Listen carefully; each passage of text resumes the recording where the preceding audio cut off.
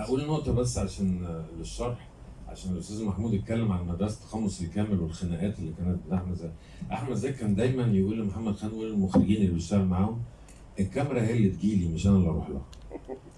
يعني انا المخرج عايز يعمل شطات وعايز يعمل حاجات فاحمد زكي كان انا وجهه نظري ان انا كنت عارف في الفتره دي واشتغلت مساعد في الفتره دي ان هو كان بيبالغ احمد زكي في الجزئيه دي.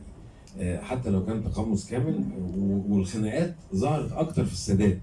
ليه؟ لان هو متقمص بقى السادات وفي البيت وفي الشارع. كان في خناقات انتاجيه لان احمد زكي هو المنتج، وجت فتره قال كفايه كده مش هنصور، والموضوع وصل لشكوى في القبر. لا وقبل الفيلم خد الفيلم من محمد خان وراح بيه الناس، وبعدين رجع قال له: يا ابني البتاع مفيش غيرك يعني، بس تسمع الكلام. التاني قال له: ما بسمعش الكلام. فالخناق لا طبعا ده يعني المخرج مخرج والممثل. بس عشان نقول الحته، بس عشان اللي مش متخصص يعرفها. المخرج بيبقى متخيل المشهد في عده لقطات.